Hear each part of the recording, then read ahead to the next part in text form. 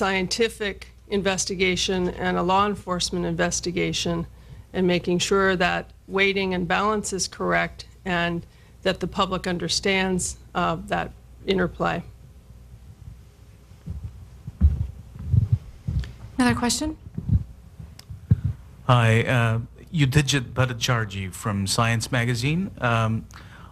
I wanted to ask about the statistics, and if you looked at, the likelihood of these 4 mutations arising, in the production of a batch of anthrax spores, and also if you had any statisticians that you consulted to sort of get some more perspective on the fact that that out of the 947 samples that were screened, type A was found in 51 and so on, whatever Dr. Relman just described a little bit ago. Because when you sort of look at that whole picture, just as a layperson, it sounds like it is very, very improbable that you could get 4 of those mutants in one sample in any circumstance other than if that sample came from or was derived from RMR 1029. Again, we can't put a real probability on the likelihood of independent evolution of these mutations in various scenarios, in large flasks, in creation of spore batches under a variety of conditions. We do know that this type of mutation does arise, but we cannot put numbers on that. We do have quite a bit of statistical analysis in here, actually critiquing and following on the statistical analysis commissioned by the FBI. And you'll see tables with numbers and charts showing all the presence of positive and also the inconclusive measures of these mutations. And there are some analyses that put some bounds on those probabilities, but they're not particularly beneficial for drawing an overall conclusion beyond the one that we have made, that it's not absolutely definitive. Do you want to? I would just add that there is a potential danger in assuming that many statistical tests can be applied to a set of samples and experiments like this. Remember that the samples in the repository were not independent samplings of the world, the possible world of B. anthracis ames. They had their own interdependencies and relationships, some of which we knew a little bit about, much of which the FBI knew about during the course of their investigative work. So the problem is that many statistical tests require independence amongst the samples, and that was not the case here. This is a public briefing as well as a press conference. I have a question from a member of the public in the back of the room here. Thank you. My name is Paul Walker. I'm with Global Green USA, which is a non-governmental organization here in Washington, D.C. I had 2 quick questions. Thank you for all your good remarks, by the way, already. Number 1, if an anthrax attack were to take place this year, in 2011, rather than 10 years ago in 2001, do you feel that we would be better off in trying to understand and prosecute the perpetrators of the attack?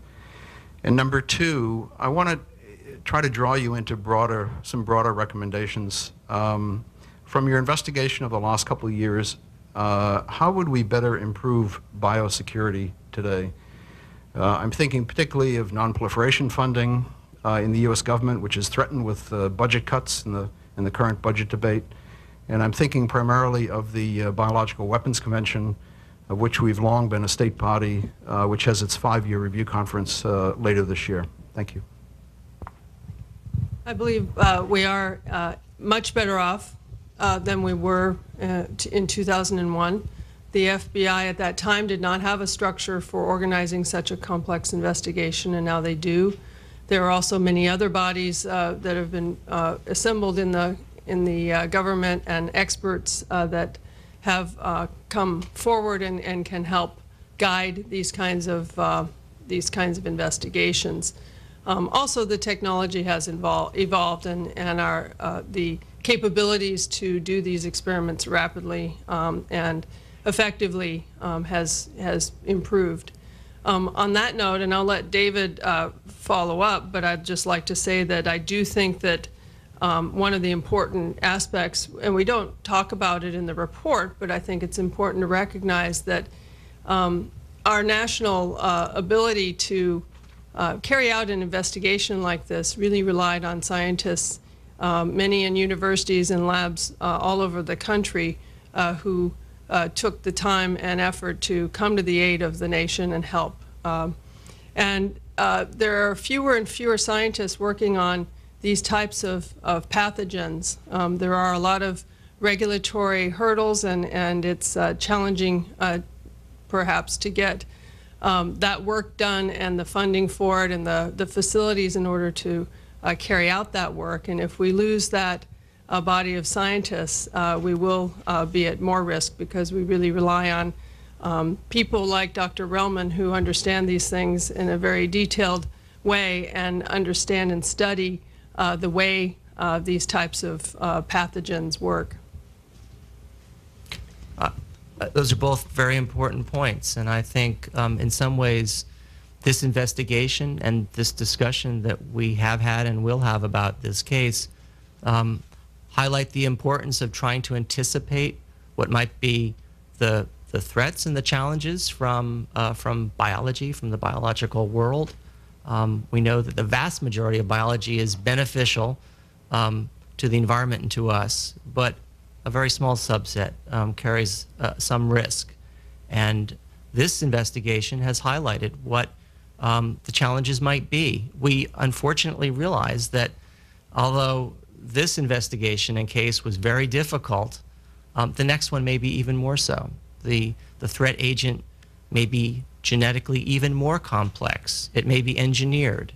And there may not be a direct sample of the attack material available, as there was in this case, which made things somewhat easier. So, having said that, I think one of the optimistic notes perhaps alluded to in your question is that there is a great deal more sensitivity now about what it means to have to interact with our biological friends out there in the world, the bacteria, and how we might try to anticipate and preempt ways of misuse. We have time for about one or two more questions. Ken Dillon, Ciencia Press. Dr. Relman, you had commented that the silicon in the samples was judged not to be necessary for the dispersal that was observed. And I wonder if you could say a little bit more about that in three angles of that. First of all, even if it wasn't necessary, is it possible that it was added for the purpose of dispersal and might have had an effect of that sort, number one? Number two,